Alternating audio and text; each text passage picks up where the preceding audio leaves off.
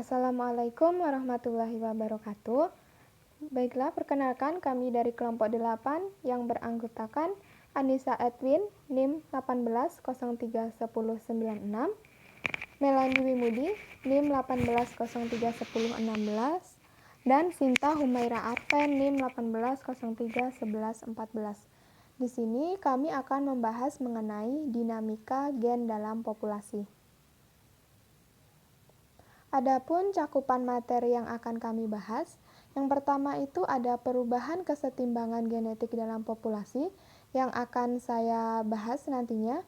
Yang kedua ada hukum Hardy-Weinberg yang akan dibahas oleh Sinta Humaira Arfen. Dan yang ketiga ada syarat-syarat berlakunya hukum Hardy-Weinberg yang akan dibahas oleh Anissa Edwin. Nah, langsung saja memasuki materi yang pertama, yaitu mengenai perubahan kesetimbangan genetik dalam populasi. Yang pertama ada gen flow atau aliran gen. Aliran gen terjadi dengan adanya pertukaran alel antara dua populasi, yaitu ketika individu berimigrasi, baik imigrasi maupun emigrasi, dan berkembang biak pada satu populasi baru, yang merupakan kontribusi gen dari dua populasi. Nah, gen flow atau aliran gen ini terjadi karena tidak adanya isolasi antar populasi tersebut. Aliran gen ini cenderung mengurangi perbedaan antara populasi yang telah terakumulasi pada satu tempat akibat seleksi alam atau hanyutan populasi. Jadi, jika aliran gen terjadi pada area yang cukup luas, aliran gen ini akhirnya dapat menyatukan populasi yang berdekatan menjadi sebuah populasi tunggal dengan struktur genetik yang sama. Dengan demikian, aliran gen ini dapat menyebabkan perubahan pada frekuensi alel suatu populasi, yang menunjukkan bahwa pada area tersebut telah terjadi evolusi. Nah, ini merupakan contoh dari aliran gen atau gen flow sendiri, yaitu populasi kumbang dengan dua jenis variasi genetik, yaitu coklat dan hijau. Pada gambar terlihat, pada populasi awal kumbang berimigrasi ke populasi lain, hidup dan berkembang biak pada populasi baru tersebut, sehingga akhirnya meningkatkan frekuensi gen pembawa sifat berwarna coklat. Hal tersebut menunjukkan frekuensi gen pada populasi tersebut telah berubah. Yang kedua ada genetic drive atau hanyutan genetik. Genetic drive atau hanyutan genetik merupakan peristiwa hilangnya suatu alel karena sebab-sebab tertentu yang terjadi secara acak. Penyebab terjadinya hanyutan genetik sendiri itu ada bencana alam dan pembentukan koloni baru oleh sejumlah kecil individu. Contoh bencana alam yang menyebabkan hanyutan genetik itu ada letusan gunung berapi, tsunami, banjir besar, dan bencana lainnya. Pada peristiwa bencana alam tersebut, populasi yang selamat mungkin tidak mewakili struktur genetik populasi semula. Selain itu, pembentukan koloni baru dapat menyebabkan hanyutan genetik karena perpindahan sebagian individu anggota populasi ke daerah lainnya, tidak mewakili keseluruhan gen yang dimiliki oleh populasi awal. Kedua peristiwa yang terjadi tersebut menyebabkan hilangnya sebagian besar alel yang dikumpulkan oleh gen.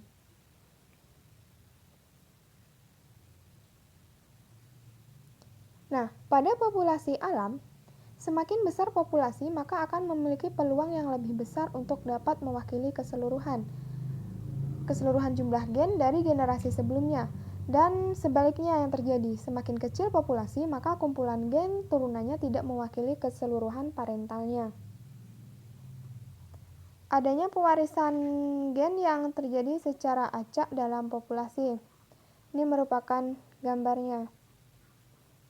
Nah, pada gambar ini merupakan populasi kecil bunga liar pada ukuran yang stabil. Pada generasi pertama, terdiri atas 10 tumbuhan dengan fenotip bunga, yaitu ada 5 merah, 4 merah muda, dan 1 putih. Individu yang berperan dalam reproduksi pada generasi pertama tersebut adalah 5 tumbuhan yang ditunjukkan dalam kotak berwarna putih, yaitu 1 bunga merah, 3 merah muda, dan 1 putih. Lebih lanjutnya, hanya 2 di antara tumbuhan pada generasi kedua menghasilkan keturunan yang fertil, yang ditunjukkan dalam kotak berwarna putih, yaitu 2 bunga merah. Pada keturunan ketiga, fenotip yang muncul akhirnya adalah bunga berwarna merah saja. Perubahan frekuensi alel dan genotip yang di dalam ilustrasi ini merupakan akibat dari pengambilan sampel secara acak dalam suatu populasi kecil yang disebut dengan hanyutan genetik. Oleh sebab itu, hanyutan genetik ini akan mengurangi keanekaragaman genetik dengan membatasi jumlah alel. Yang ketiga ada perkawinan tidak acak.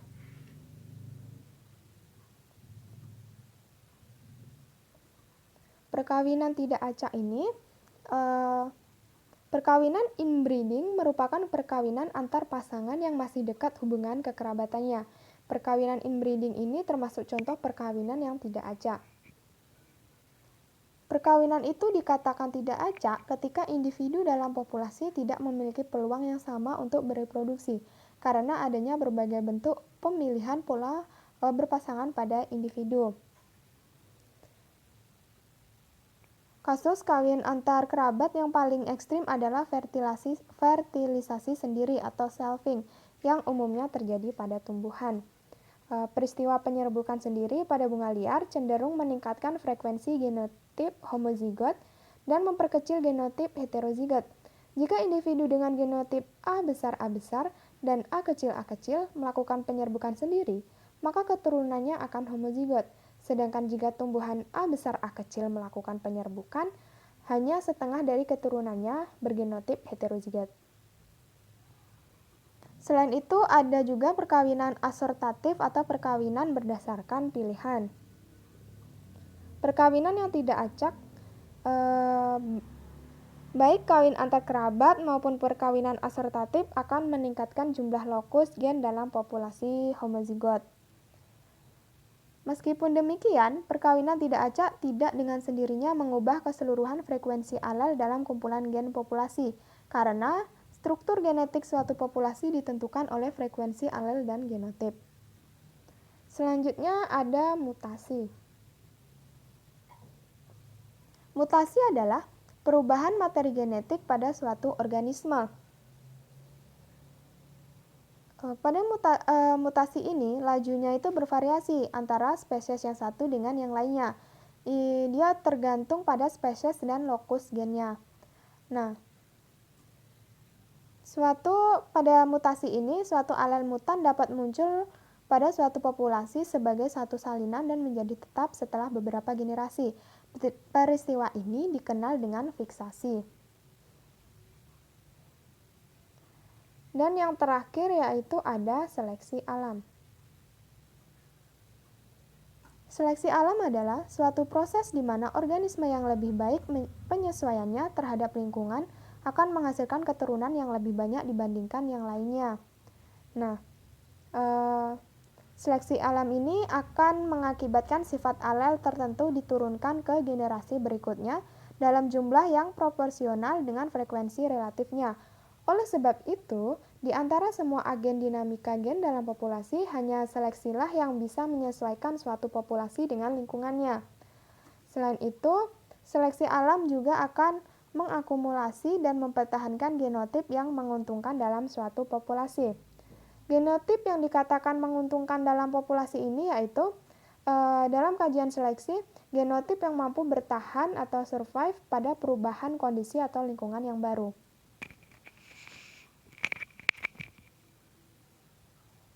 Nah, berikut merupakan macam-macam dari seleksi alam. Ada 3 macam seleksi alam. Yang pertama yaitu seleksi direksional, yaitu seleksi yang menggeser keseluruhan susunan populasi ke arah salah satu varian populasi yang ekstrim. Ini merupakan yang A, seleksi direksional gambarnya. Nah, pada gambar dapat kita lihat bahwa jumlah populasi tikus warna gelap itu meningkat. Hal tersebut terjadi karena kondisi lingkungan yang lebih mendukung sehingga terjadi pergeseran susunan populasi. Pergeseran tersebut menyebabkan varian tikus dengan warna lebih cerah terseleksi. Yang kedua, yang B, ada seleksi disruptif, yaitu seleksi yang mempertahankan kedua varian populasi yang ekstrim. dan menyeleksi varian populasi sifat rata-rata. Ini merupakan gambarnya. Nah, pada gambar dapat kita lihat bahwa jumlah populasi tikus yang berwarna sangat terang atau berwarna putih dan sangat gelap itu telah meningkat. Dan yang terakhir ada seleksi penstabilan, yaitu seleksi yang mempertahankan varian populasi dengan sifat rata-rata dan menyeleksi kedua varian populasi yang ekstrim. Nah, pada gambar yang C ini, seleksi penstabilan ini, dapat kita lihat bahwa populasi tikus yang berwarna terang dan gelap itu diseleksi, sedangkan varian populasi tikus dengan warna pertengahan dipertahankan. Nah, demikianlah materi dari saya. Selanjutnya akan disampaikan oleh rekan saya. Yang kedua adalah hukum Hardy-Weinberg.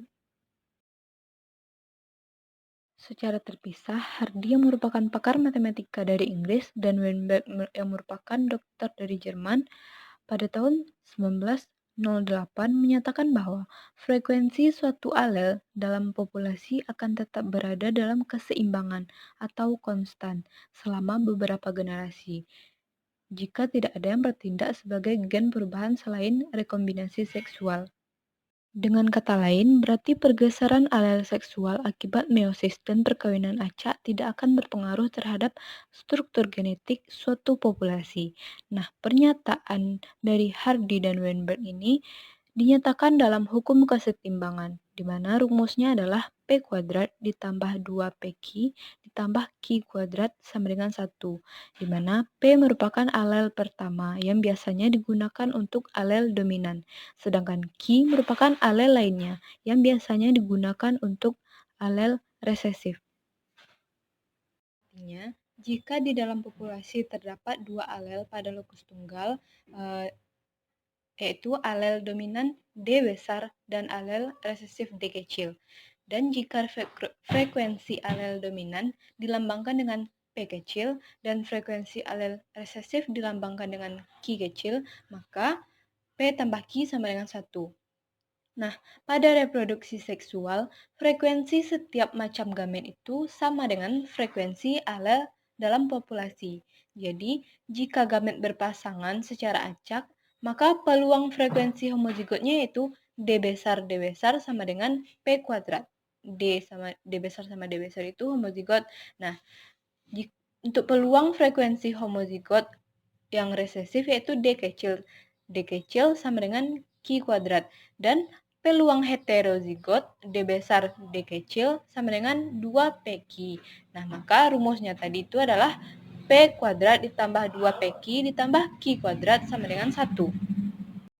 Dua hal utama dalam hukum Hardy dan Weinberg ini yaitu yang pertama, jika tidak ada gangguan, maka frekuensi alel yang berbeda dalam populasi akan cenderung tetap atau tidak berubah sama sekali sepanjang waktu. Yang kedua, dengan tidak adanya faktor pengganggu, maka frekuensi genotip juga tidak akan berubah setelah generasi 1.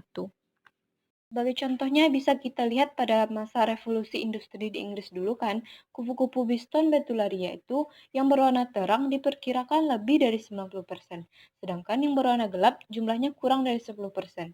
Nah, dengan menggunakan hukum kesetimbangan Hardy-Weinberg ini, proporsi ini akan terpelihara pada setiap generasinya dengan syarat-syarat yang berlaku, jadi jumlahnya akan sama setiap generasinya. Baiklah, saya Anissa Edwin di sini akan melanjutkan penjelasan mengenai syarat berlakunya hukum Hardy-Weinberg. Syarat yang pertama yaitu tidak terjadi mutasi. Mutasi yang terjadi tidak selalu mengakibatkan perubahan dalam struktur ataupun fungsi. Ia hanya menyebabkan perubahan frekuensi gen dalam populasi. Dengan begitu, kemungkinan adanya mutasi yang menguntungkan sama banyaknya dengan mutasi yang merugikan tidak mungkin tercapai, karena mutasi yang umum terjadi di alam bersifat merugikan. Yang kedua yaitu terjadinya panmixi atau perkawinan acak. Perkawinan acak ini terjadi jika semua anggota populasi memiliki peluang berreproduksi yang sama untuk kawin dengan anggota populasi. Nah, perkawinan acak ini hanya mungkin terjadi di daerah yang secara ekologi tepat sehingga sangat jarang terjadi. Perkawinan alami biasanya terjadi secara tidak acak dan terjadi dengan individu setempat karena kesempatan bertemu lebih besar. Mekanisme yang berperan dalam perkawinan acak umumnya bersifat naluri dan tingkah laku. Selain itu juga dapat terjadi perbedaan usia, pematangan sel, germinal pada individu jantan dan betina. Yang kedua itu tidak terjadinya emigrasi maupun imigrasi. Imigrasi dan emigrasi dapat mengubah frekuensi gen dalam populasi. Semakin kecil ukuran suatu populasi asal, maka perubahan frekuensi akan lebih besar bagi populasi tersebut. Imigrasi dan emigrasi hanya tidak terjadi pada populasi yang terisolasi, seperti pada organisme yang hanya bisa hidup di danau atau di puncak gunung, atau di suatu pulau kecil yang terisolasi dari daratan. Yang keempat yaitu tidak terjadi seleksi alam. Nah, seleksi alam ini mungkin tidak terjadi karena kemampuan alel tidak sama dalam menghadapi perubahan lingkungan. Alel yang berbeda mempunyai tingkat kelulus hidupan yang berbeda pula. Nilai lulus hidup dinyatakan dalam perbandingan dengan alel normal. Nilai kelulus hidupan dapat berubah tergantung pada lingkungan hidup suatu spesies.